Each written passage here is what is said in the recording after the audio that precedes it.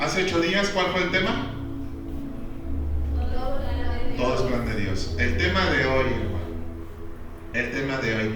Enséñame tú, Jesús. Ese es el tema. Enséñame tú, Jesús. ¿Por qué este título, hermanos? Porque miren, muchos de nosotros buscamos prepararnos, buscamos, en la semana escuchamos miles de cosas escuchamos en las redes tantos chismes, tantas cosas, de repente le metemos palabra, de repente le metemos TikTok, de repente le metemos Facebook, ¿verdad? Y no me diga que no, ¿verdad? Porque estamos así, y todo el tiempo estamos escuchando, y estamos siendo enseñados, ¿sí? Buscamos incluso predicadores que nos muevan así las emociones y el corazón, y decimos, ay, este predicador me encanta cómo predica, porque cuando predica lo que dice y esto y el otro. El tema de hoy se llama Enséñame tú, Jesús. No para que ya no los escuches, sino que antes de que escuches a esas personas, antes de que busques información en todos los lugares donde existe información que tú necesitas, vayamos con Jesús cada día y le digamos, enséñame tú, Jesús. Nosotros necesitamos ser enseñados por Dios. Y una vez que el Señor nos da su palabra, necesitamos mucha sabiduría y fuerza para cumplir, hacer lo que Él nos manda. Amén.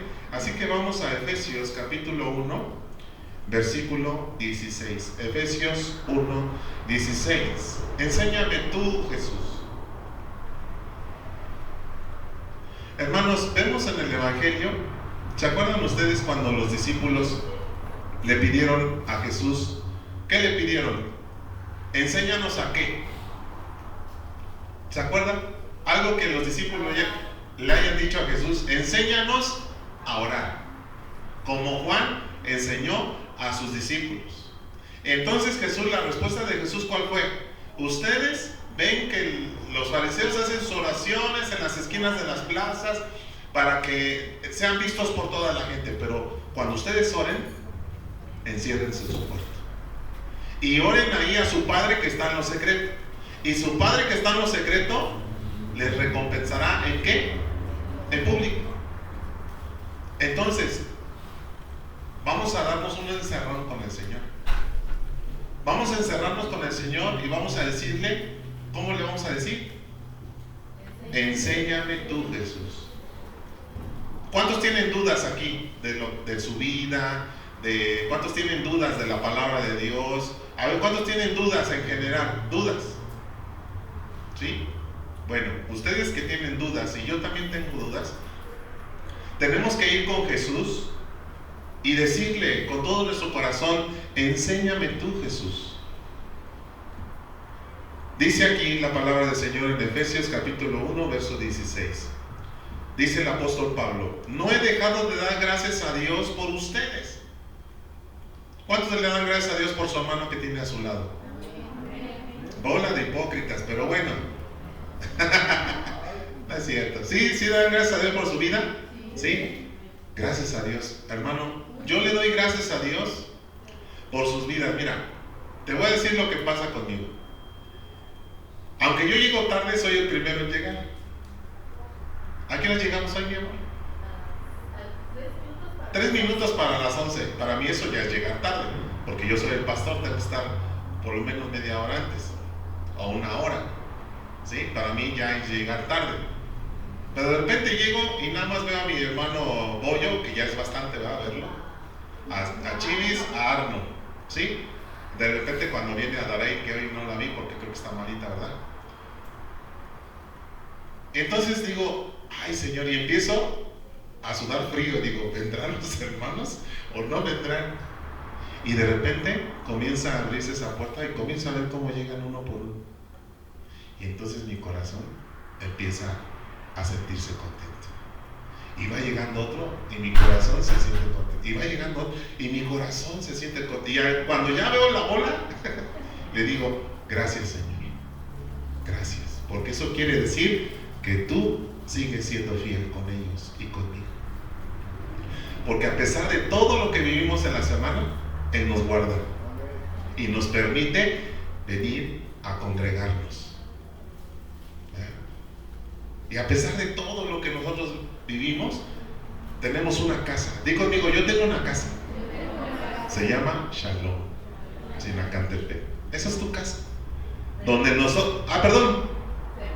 Se me salió. ¿Saben por qué? ¿Saben por qué? Les voy a decir por qué. Porque me habló. Bueno, me habló mi mamá. Y va a ser su aniversario. Y entonces nos invitó. Entonces ha estado mi cabeza así, con un montón de emociones. Ahora, por eso ahorita dije Shalom. Tenemos una casa que se llama... Ahorita van a decir Shalom. No, a ver, otra vez. Tenemos una casa que se llama Renacer. Shalom.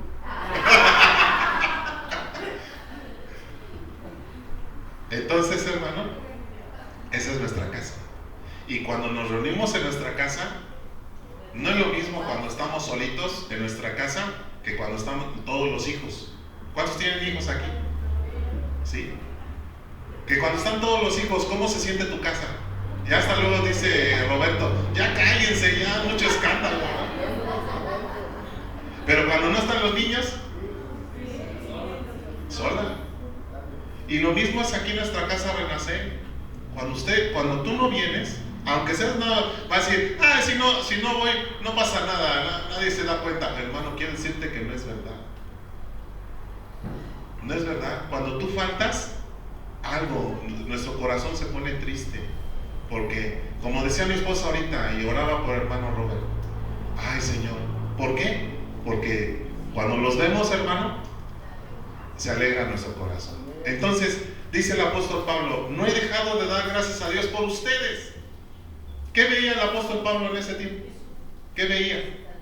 Lo mismo, veía hermanos que estaban creyendo en Jesús. Veía cómo Dios estaba procesando en ellos, veía milagros en ellos, veía cómo ellos antes estaban adorando ídolos y ahora ya no. Entonces el apóstol Pablo se alegraba y decía, los recuerdo constantemente ¿en dónde? En mis oraciones. En mis oraciones. Cuando estaba yo haciendo este tema, hermanos, eso fue lo que hice. Recordarlos en mis oraciones y decir, Señor, ayuda a Roberto, ayuda a su familia, ayuda a Raúl, a su familia, a Arnold, a Lupita, al hermano Goyo, a todos, Señor, al hermano Marcos. Ten misericordia de nosotros, de todos y cada uno de nosotros, ¿sí? Dice, pero a ver, dice el 17, le pido a Dios, el glorioso Padre de nuestro Señor Jesucristo, que les dé que quiero que por favor subrayen en su Biblia espíritu de sabiduría. Primera palabra dice que es espíritu de sabiduría. Espíritu está escrito con E mayúscula o minúscula. ¿Qué quiere decir? Acuérdense, a ver, chéquenle bien en su Biblia. Con minúscula. Entonces, cuando espíritu se escribe con E minúscula, ¿qué quiere decir? ¿No se acuerdan? Y cuando está escrito con E mayúscula, que está hablando del Espíritu de Dios, pero cuando está escrito con E minúscula, está hablando de nuestro espíritu. A ver, haz esto. Eso se llama aliento de vida. Eso es el espíritu humano. Cuando tú naciste y te dieron tu nalgadota, empezaste a llorar. Ahí en ese momento te entró el espíritu, que es el espíritu, el aliento de vida que viene de Dios, pero es con E minúscula. ¿Estamos de acuerdo? ¿Sí le entendieron? Bueno, entonces dice que les dé espíritu ¿de qué? De sabiduría. Bueno, en esta versión dice que les dé sabiduría espiritual. O sea, que ahí donde tú recibiste ese aliento de vida cuando naciste, recibas sabiduría. ¿De quién vamos a recibir sabiduría? Di conmigo, de Dios. Ahora, ¿qué es sabiduría? Aquí es donde quiero que empieces a anotar. Bueno, ya estás anotando. Apúntale, sabiduría. Sabiduría, según el diccionario bíblico, es el juicio sano, ¿sí? El juicio sano, o sea, de nosotros, basado en conocimiento general, y entendimiento. Una cosa es que conozcamos y otra cosa es que entendamos el conocimiento. ¿Cuántos de nosotros cuando fuimos a la escuela teníamos conocimiento de algunas materias y podíamos decir, pues esto se trata de esto, pero no entendíamos muy bien? Incluso en la escuela hay una frase que dice, las matemáticas que se razonan, ¿cierto o no? Porque si no las razonas y nada más te las aprendes de memoria, en vano es, porque no las entiendes. A rato se te olvida y cuando te preguntan dices, pues es que ya no me acuerdo. Pero si lo entiendes, lo recuerdas. ¿Estamos bien? Entonces, sabiduría es el sano juicio basado en conocimiento y entendimiento.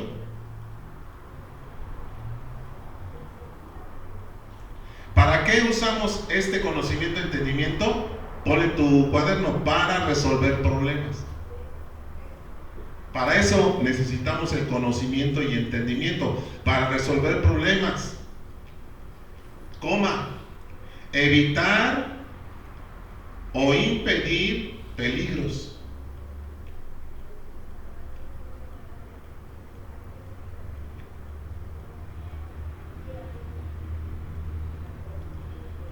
¿Cuántos saben manejar aquí? A ver, levanta tu mano. Bueno,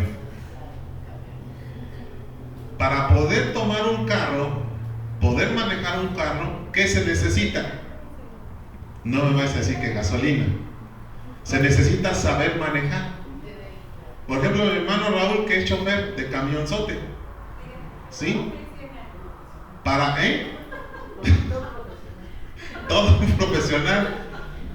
Para que él le dieran una licencia de chofer de camión, tuvo que tener ciertos conocimientos especiales y entender que las dimensiones que tiene el camión, basado en su control físico, mental, físico, espiritual, para poder manejar con cuidado, con seguridad y evitar accidentes.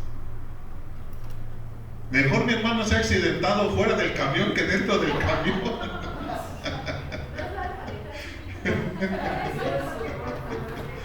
Fíjate qué chistoso, ¿no? En el camión casi no has tenido accidentes. No, mejor lo estuviste fuera. Bueno, para eso se necesita el conocimiento y el entendimiento, para evitar problemas, accidentes, situaciones. ¿En qué momento tenemos que meter reversa? ¿En qué momento podemos tener la segunda, la tercera? ¿En qué momento tenemos que espejear, pararse, etcétera? Para eso se necesita un conocimiento. ¿Y eso cuántos años tardó para que tuvieras ese conocimiento? Bastante tiempo, no es nada fácil. Bueno, alcanzar ciertas metas o aconsejar a otros a hacer lo mismo. Ahora, ¿qué será lo opuesto a sabiduría? A ver, ¿qué será lo opuesto a sabiduría? Ignorancia. Lo opuesto a sabiduría, según el diccionario bíblico, lo opuesto a la sabiduría, ¿qué crees? Que es la estupidez. Es la estupidez. Y yo aquí quiero decirles algo, hermano. A mí me ha hecho falta en mi vida mucha sabiduría para tomar varias decisiones en mi vida. Es decir, y lo tengo que decir con todas sus palabras, he sido estúpido. para unas decisiones importantes en mi vida. Yo no sé tú cómo te sientas, pero fíjate, lo contrario a sabiduría es la estupidez y la locura. La locura, fíjate. O sea, que en nuestra vida hemos cometido locuras. Locuras. ¿Y cómo nos ha ido? Mal, nos ha ido mal. En el hebreo, sabiduría es J, O, K, J otra vez, M, A, H. Jochma. J, O, K, J, M, A, H. Ajá, y en el griego, Sofía. Fíjense, qué interesante. Entonces, sabiduría significa ser sensato. Escuchen esta palabra. Ser discretos. Discretos. No chismosos. Fíjate. Sabiduría es tener un conocimiento profundo y un entendimiento de lo que ahora es la palabra de Dios. Y con esto quiero decirte lo siguiente, hermano. En mis tiempos, cuando yo empecé en el cristianismo, yo recuerdo que me ocupaba tiempo, incluso era yo soltero, y un día me encontré una tabla como este tamaño así, que tengo aquí. Esta tabla era de triplay y tenía formaica encima. Inmediatamente que la vi, dije, esa la voy a usar para mis libros, para cuando estudio la palabra de Dios. Y entonces esa tabla le puse unas ménsulas y la empotré a una de las paredes en mi recámara. Y en ese lugar, hermano, me pasaba yo horas estudiando la palabra de Dios, leyéndola completamente, porque era una pasión que yo sentía por el conocimiento, por decir, conocer, saber quién es Dios para mí, quién es Dios para la humanidad, cuál era el principio y cuál es el fin de la historia en la humanidad. Y me di cuenta que el conocimiento de la palabra de Dios es muy profundo, no lo puedes tener todo. Solamente le di un repaso a todo lo que es la historia bíblica, pero meterme a profundidad son pozos muy profundos, es muy difícil. Por eso es que existe una carrera que se llama teología, porque es una licenciatura que puedes hacer hasta doctorado de eso, de esa materia. Y yo te pregunto a ti, ¿cuánto tiempo pasas estudiando la palabra de esa forma? Hoy ya no tenemos esos libros, porque yo me acuerdo que mi papá compraba enciclopedias completas, libros así como de este pelo, y teníamos un alterón así, y ahí nos lo prestábamos, ahora tú, ahora yo, ahora préstame este, no, hoy, ¿qué crees? Ya lo puedes tener aquí. Yo te pregunto, ¿cuánto tiempo pasas estudiando la Biblia? No leyendo, estudiando. Como ahorita, ¿qué es sabiduría? Y entonces empiezas, y es esto, y es aquello, y es esto. Por ejemplo, vamos a Proverbios capítulo 10, verso 14. Enséñame tú, Jesús. Y recuerdo, hermanos, que en ese tiempo le decía eso al Señor: Señor, enséñame, sé tú mi maestro. Proverbios 10, 14. Alguien lea fuerte.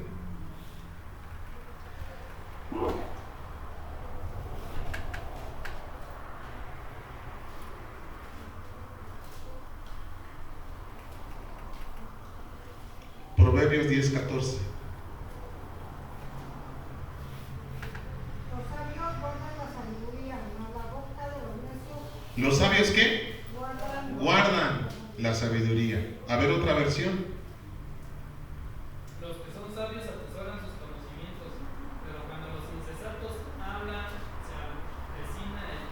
Entonces yo me recuerdo que buscaba yo esta sabiduría. Y eran tiempos, momentos muy especiales con Dios, porque realmente el Señor mostraba lo que quería decir en su palabra. Hermano, hermana, ¿tú por qué no estudias? ¿Por qué no buscas así de esta forma al Señor? Yo sé que algunos sí lo hacen, pero ahorita les voy a hablar a los que no lo hacen. ¿Por qué no lo haces? ¿Qué es lo que ocupa tanto tu tiempo en tu vida? Hoy, después de todos esos años, lo que hago a diario es que cuando me voy rumbo al trabajo es cuando estudio, cuando voy memorizando o voy analizando, o sea, ya todo eso cambió, ya mi tabla ya no existe, los libros ya no existen, ahora aquí lo tengo un programa donde, o lo tengo aquí o en la computadora. Ahora tengo esas herramientas. Pero ¿cuánto tiempo pasamos, hermano, estudiando, buscando esta sabiduría? Es una pregunta que te hago en tu corazón, porque Dios quiere atraer tu atención a que escudriñes, a que estudies, a que te prepares, porque un día tú puedes estar en un púlpito como este para que tú enseñes.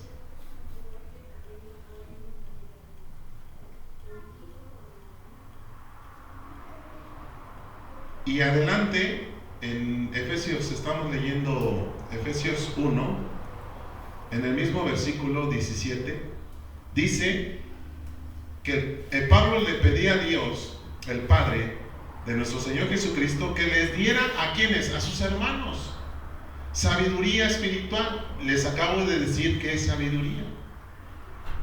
Y Dios pone el querer como el hacer. Entonces lo que le estaba pidiendo el apóstol Pablo a Dios es: Señor, inquiétales para que ellos busquen, para que ellos lean, para que ellos mediten. Y la segunda palabra que dice ahí es ¿qué? Revelación. Revelación. Subraya por favor ahí en tu libreta o ponle tu Biblia: revelación. Revelación, hermano, en el griego es Apocalipsis. Apocalipsis. Y Apocalipsis quiere decir descubrimiento. Descubrimiento.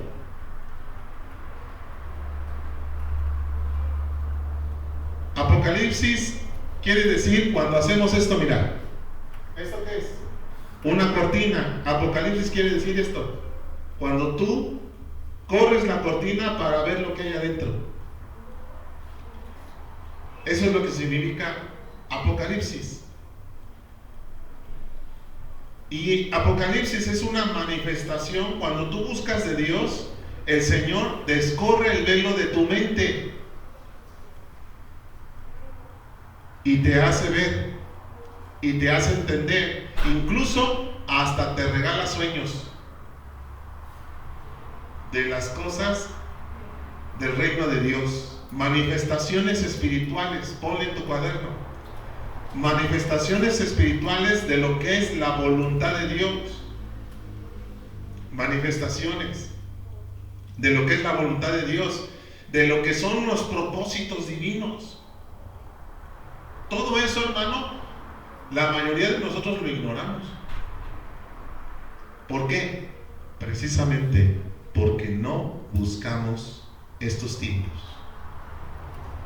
donde estamos con el Señor. A ver, Señor, enséñame tú, Jesús. Enséñame. No tengo nada en contra de las escuelas de teología, no tengo nada en contra de los predicadores que son unos maestrazos en la palabra de Dios.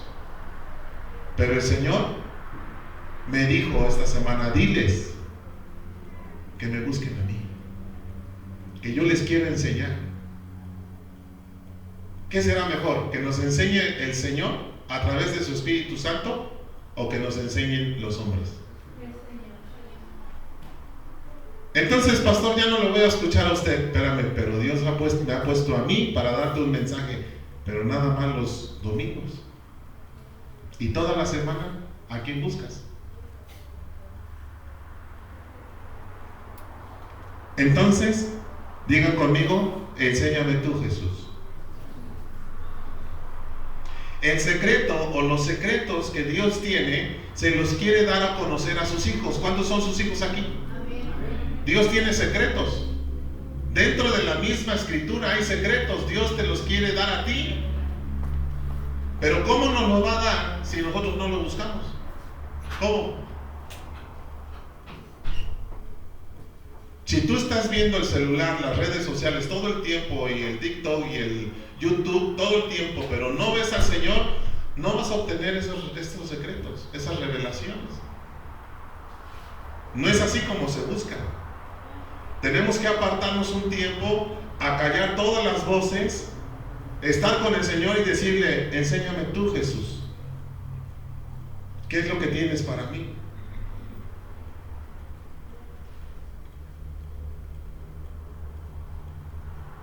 Y adelante en el mismo versículo dice, ¿para qué la sabiduría? A ver, repite conmigo, ¿para qué la sabiduría? ¿Para qué la revelación? La respuesta está más adelante, porque dice, para que crezcas. ¿Para que crezcas cómo? Hacia los lados, hacia el frente, porque ya muchos de nosotros estamos muy crecidos. ¿Para que crezcas en qué?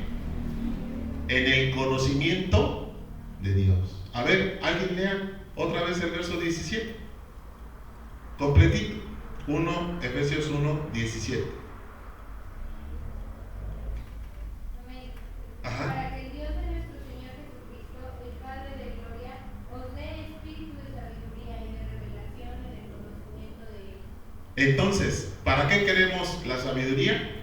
¿Para qué queremos la revelación? Para conocer más a nuestro Dios. Pastor, pero ¿por dónde empiezo?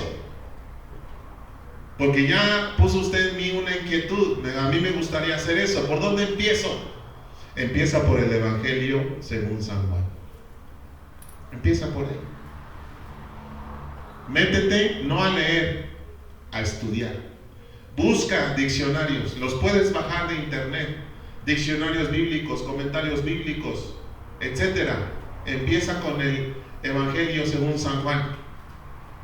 ¿Por qué el Evangelio según San Juan? Porque el Evangelio según San Juan nos habla del amor de Dios. Juan 3:16, porque de tal manera amó Dios al mundo, para que todo aquel no se pierda. Es el Evangelio del amor de Dios hacia el hombre. Y nosotros necesitamos mucho amor. Por eso es que necesitamos empezar a estudiar. Pastor, pero es que yo ya estudié. El Señor te está diciendo, vuelve a estudiar, porque te quiero dar unos secretitos. No quiero que estudies y busques esa sabiduría y conocimiento para que te hinches de orgullo y digas, ahora sí ya sé. Le voy a decir al pastor que me dé chance. Yo voy a predicar los domingos. No, hermano, para eso no es. El conocimiento que tú y yo vamos a buscar es para que se mejore tu relación con Dios, mi relación con Dios, que nos hace falta mucho. David tenía una relación con Dios. ¿Cuál era esa? ¿Cómo era esa relación? David con Dios, ¿cómo era esa relación? David le cantaba alabanza, le compuso cerca de 70 y tantos salmos. David era un guerrero. ¿Qué más era David? David, hermanos, mató a Goliat. David llevó al pueblo de Israel a una cumbre muy tremenda. Pero ¿cómo era su relación con Dios? Era una relación íntima, profunda. Y él decía en uno de sus salmos, Señor, ¿cómo amo meditar en tu ley? ¿Cómo amo meditar en tu palabra? Y eso es lo que el Señor quiere en este día de nosotros. Nos está haciendo un llamado. El modelo, nuestro modelo al que necesitamos estudiar, comprender, para que nuestra relación mejore, se llama Jesús, la vida de Jesús. Entonces, el título de tu estudio, ¿cómo se va a llamar? La vida de Jesús. Así se va a llamar tu estudio bíblico que vas a comenzar a partir de esta semana. Le vas a poner en tus notas, en tu libreta, en tu cuaderno, la vida de Jesús. Y vas a empezar con Juan capítulo 1, verso 1. Vamos para allá. A ver, ¿alguien lea Juan 1:1?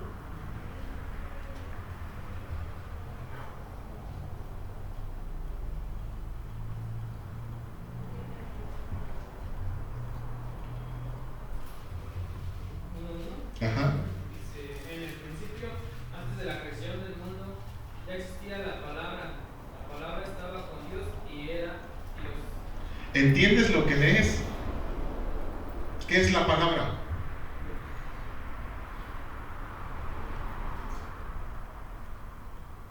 ¿Qué es la palabra? Entonces tú vas a ir al diccionario, vas a decir, porque en otras Biblias dice el verbo. ¿Qué es el verbo?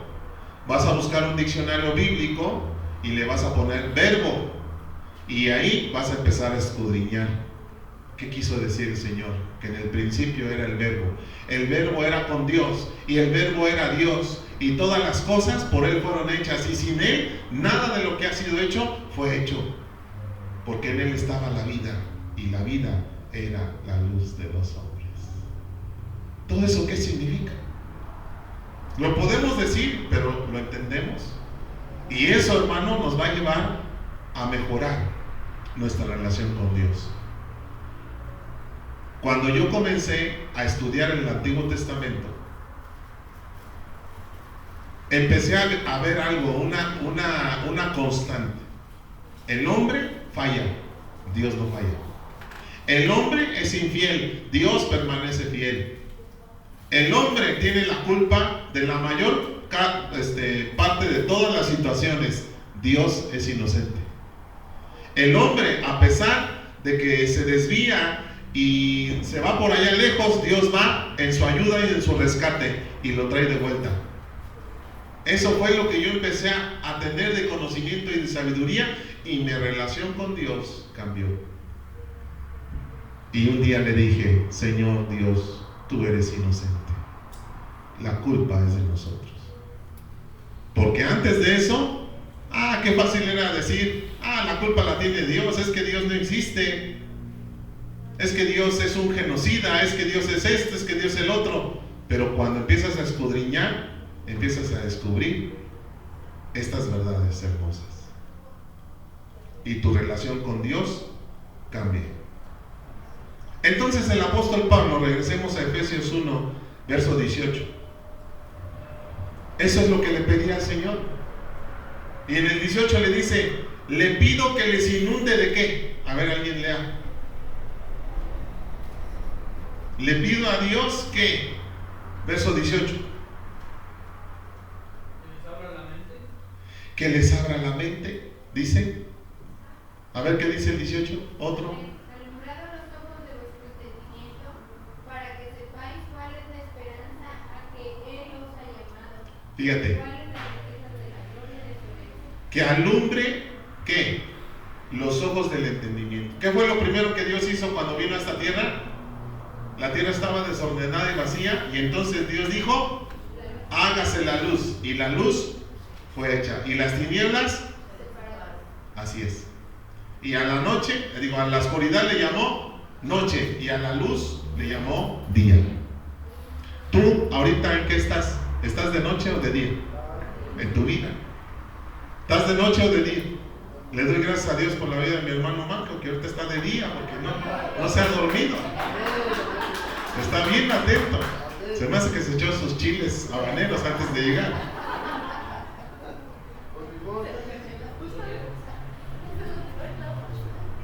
Entonces, hermanos, nosotros necesitamos alumbramiento.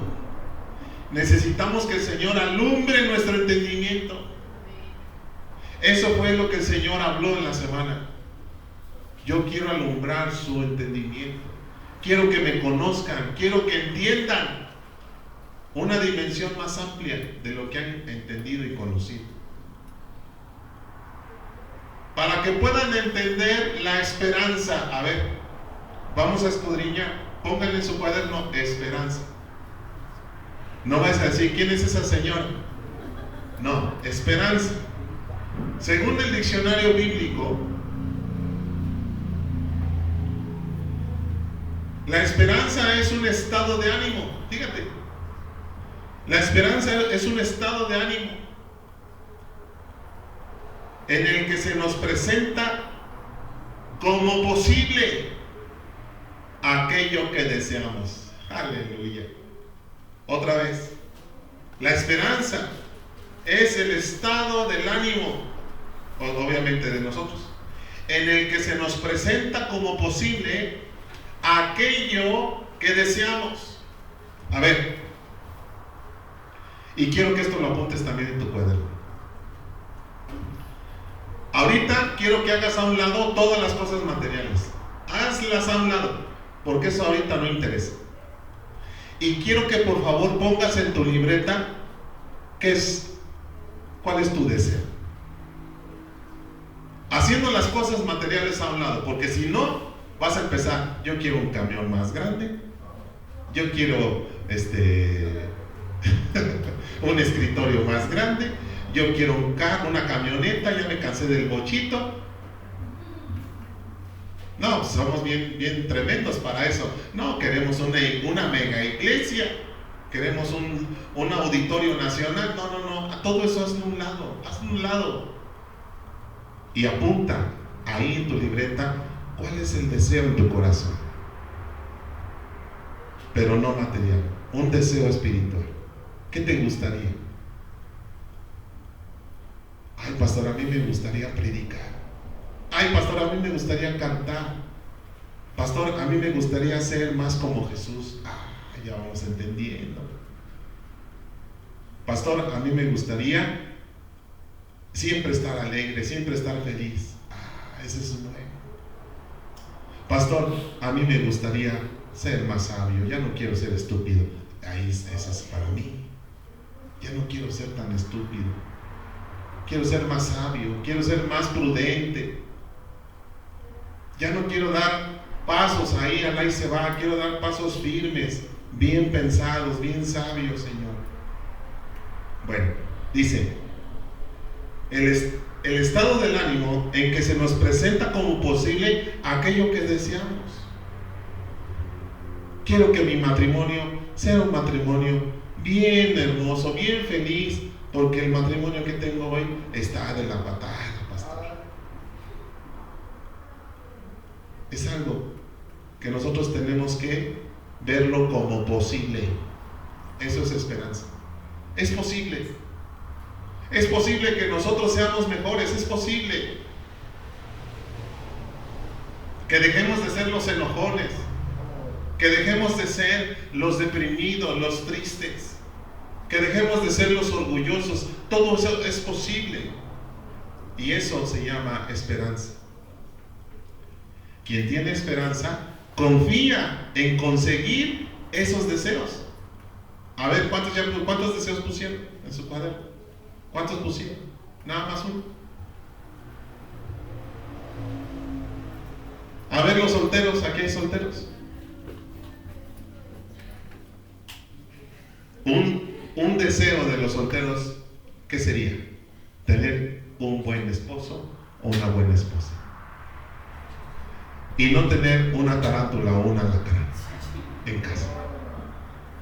Un buen esposo, no porque se ríe hermana Videla, cuando dije alacrán, soltó la carcajada. Tener un buen esposo, una buena esposa en casa. ¿Con quién te vas a casar? Ahí es donde necesitamos sabiduría y donde necesitamos esperanza. Señor, yo te pido una pareja. Mira, no quiero que sea Miss Universo, pero sí que te ame, Señor. ¿Cuántos quieren una pareja que ame al Señor? Amén. Que te ame, Señor, que sea inteligente, porque yo he escuchado muchas mujeres que dicen, es que yo quiero un hombre inteligente, pero aparte que tenga dinero. se ríe. Entonces, para eso necesitamos sabiduría. Ten cuidado, hermano soltero, hermana soltera, no te vayas a echar encima un alacrán, no te vayas a echar encima una tarántula. Ahorita necesitas buscar de Dios para decir: Señor, enséñame tú. Que le hagan como José, dice mi esposa, se echen a correr antes de que caigan. Enséñame tú, Jesús, cómo puedo escoger a la persona ideal. Ay, pastor, ojalá eso me hubiera dicho hace más de 20 años, dicen algunos.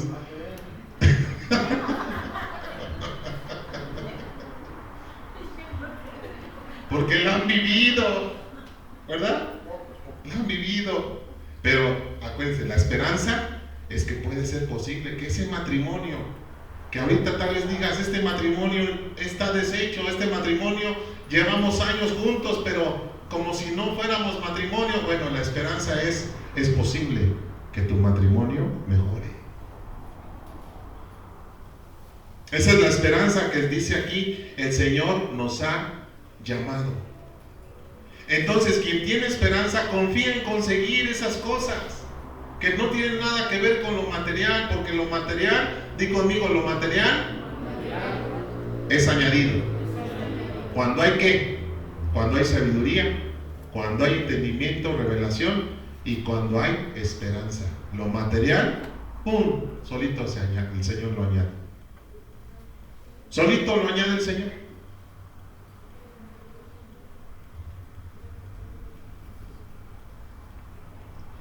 Esperanza también tiene que ver con un verbo que es esperar.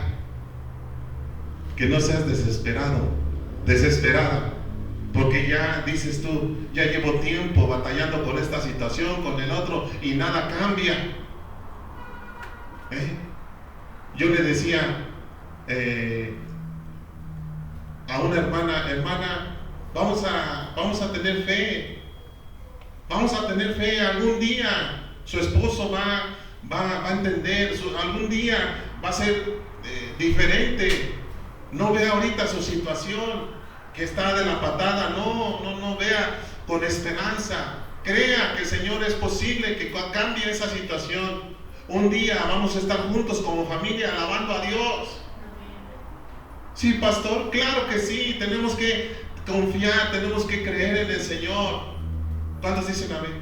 Amén. Y hoy, hermano, muchas de esas esperanzas y esas situaciones hoy las podemos ver una realidad. ¿No le da gusto, hermano? Sí. Una esperanza segura, dice aquí el verso, que Él, o sea Dios, ha dado a los que llamó. O sea, que todas estas bendiciones, ¿para quién son? Para nosotros. Es decir, para su pueblo, quienes son su rica y gloriosa herencia. Qué hermosos versículos, hermano. Qué hermosos versículos. Qué hermosos versículos. Así que la esperanza no es algo, hermano. Yo te quiero decir algo, hermano. No pierdas esa esperanza. No pierdas la esperanza de nada de lo que Dios alguna vez te prometió. Quiero confesarte algo. Ha habido tiempo en que yo he perdido la esperanza, porque me han pasado cosas igual que ustedes, y a veces se me olvidan las palabras y las promesas que Dios me hizo en un pasado, porque me dejo abrumar por las cosas, por las desgracias o las tragedias que pasan en mi vida. Es una exageración hablar de eso así, pero las que en su momento yo he considerado que me han dolido, que me han marcado. Y hoy el Señor nos vuelve a decir: no pierdas la esperanza. No pierdas la esperanza. Hasta hay un dicho que dice que la esperanza es lo último. Ya, si tú no tienes esperanza, se acabó tu vida. Se acabó todo en ti. ¿De qué sirve, hermano, nuestra vida si no tenemos esperanza? Amén. Entonces tienes que estar seguro. Por eso, cuando decimos, enséñame tú, Jesús, hoy el Señor te ha enseñado y nos ha enseñado. ¿Cuántos dicen amén?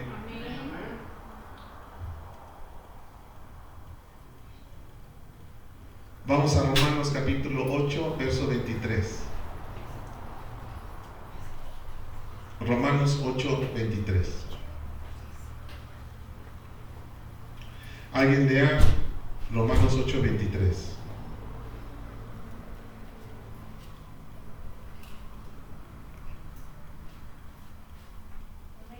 ¿Qué dice? Y no solo ella, sino que también nosotros mismos, que tenemos las primicias del Espíritu. Nosotros también vivimos dentro de nosotros mismos, esperando la adopción, la redención de nuestro cuerpo. Fíjate, ¿esperando qué? No tener una mejor casa, no tener un mejor carro, sino dice que un día yo pueda estar con el Señor. ¿Sí?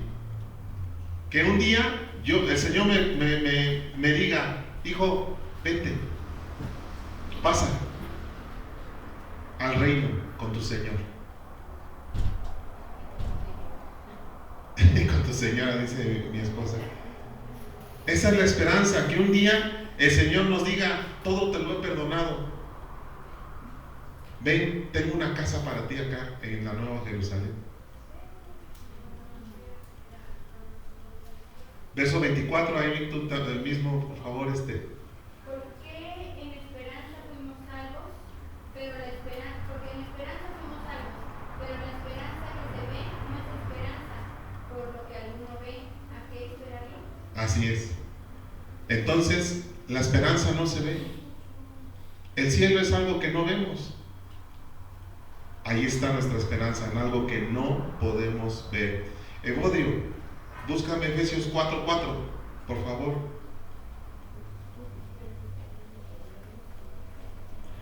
Robertito, busca Colosenses 1:15. Ajá.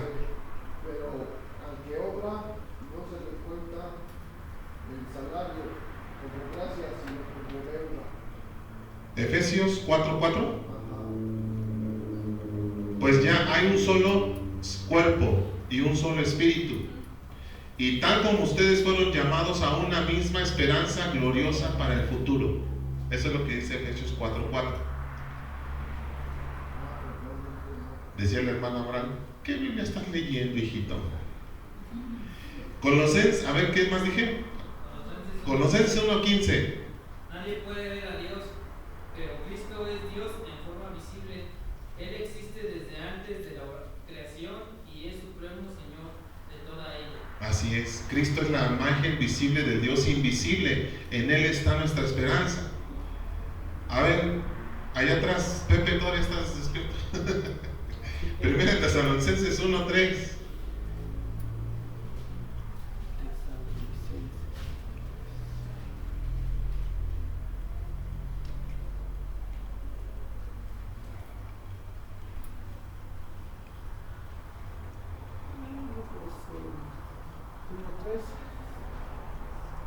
Primera Tesalonicenses 1:3. Al orar a nuestro Dios y Padre por ustedes, pensamos en el fiel trabajo que hacen, las acciones de amor que realizan y la constante esperanza que tienen a causa de nuestro Señor Jesucristo. Entonces, hermano, la esperanza se tiene que ver en nosotros. ¿Cómo se ve la esperanza? ¿Cómo puedes ver tú la esperanza en una persona? Porque siempre está como. ¿Cómo está esa persona que tiene esperanza? Está alegre, está confiado, está tranquilo. Y la verdad, hermanos, desde aquí puedo ver a sus caritas como que les hace falta mucha esperanza. Porque veo caritas así deprimidas, tristes, como que les ha ido mal en la vida, en la semana. Ya no te voy a pedir que voltees a ver a tu lado porque a lo mejor se te pega. Pero esta es la palabra del Señor. Hermano, hermana, ten esperanza. Cree que las mejores cosas están por venir. Enséñame tú, Jesús. Enséñame tú a tener sabiduría. Enséñame los secretos que hay en tu presencia. Enséñame a tener esperanza. Enséñame tú, Jesús. Enséñame.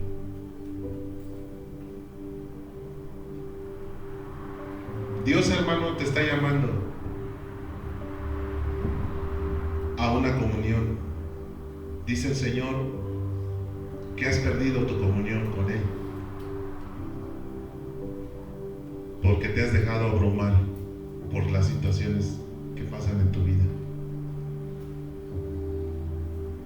Y el Señor te dice, aún es tiempo. Ven, enciérrate conmigo y ora diciéndome, enséñame tú, Jesús. Enséñame. Enséñame a vivir como tú quieres. Enséñame cómo me deshago de mis más grandes pecados. Como alguien decía hace un rato, ¿de qué sirve que oremos cada semana y otra vez somos los mismos en la semana que empieza?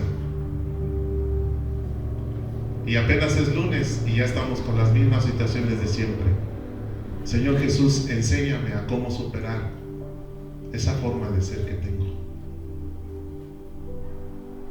Señor Jesús, enséñame a amar a mi pareja, a perdonar. Señor Jesús, enséñame a tener comunión contigo, a no soltarte. Enséñame cómo ya no recaiga en mis pecados antiguos. Enséñame a vivir como un guerrero, como una guerrera. Enséñame cómo adorarte. Enséñame. Un día se le acercaron a Jesús y le dijeron, muéstranos al Padre y nos basta. Felipe, ¿por qué dices muéstranos al Padre? Quien me ha visto a mí, ha visto al Padre. Jesús les estaba enseñando y ellos no se habían dado cuenta. La enseñanza. Jesús es Dios. Jesús, enséñame que eres Dios para mí.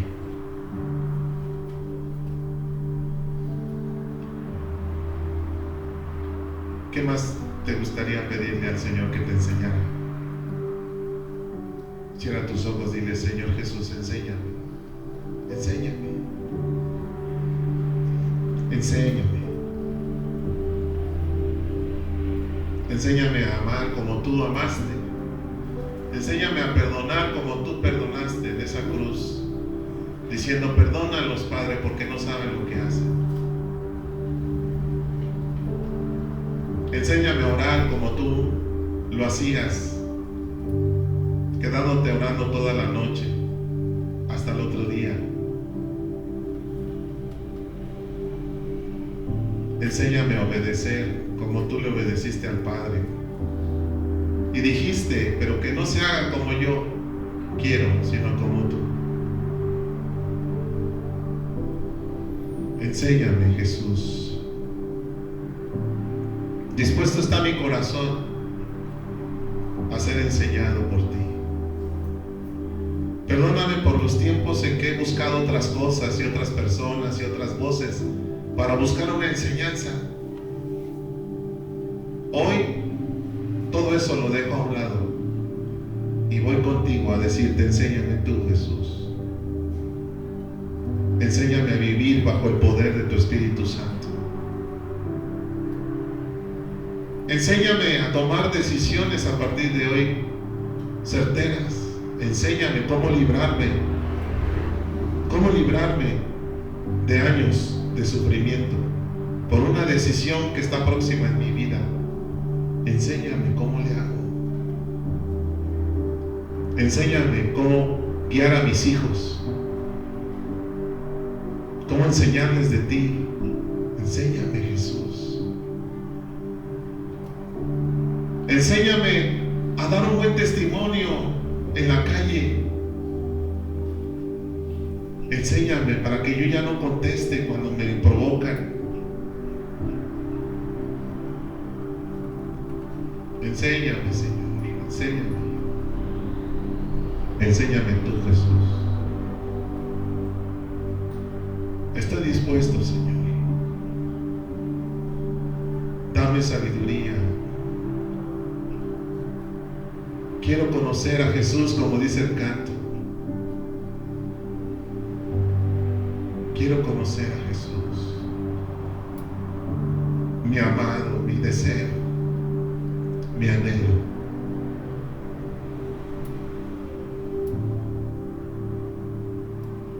Porque fuera de ti no tengo nada, contigo lo tengo todo. Enséñame a cada día a caminar junto contigo, Señor. A no apartarme de ti, Señor. A no dejar que el mundo me absorba, que las presiones, que el mismo trabajo borre mi mente de que tengo un Dios al cual quiero servir con todo mi corazón.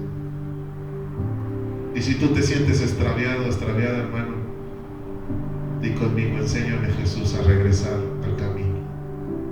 Enséñame a regresar a esos momentos, a esos tiempos donde yo me pasaba horas en tu palabra, meditando en ti, orando en la noche, en las madrugadas. Enséñame a regresar a mi primer amor. Enséñame tú, Jesús.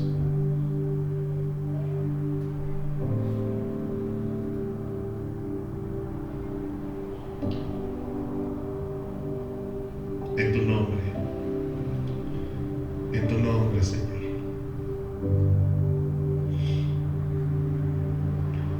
Enséñame a depender 100% de ti. Enséñame a no tener miedo del futuro. Muéstrame, Señor. Quiero conocerte más. Enséñame más, Señor, de ti.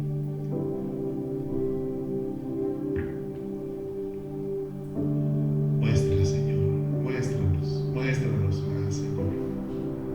Abre nuestro entendimiento, alumbra nuestro corazón. Quita toda tiniebla, Señor, de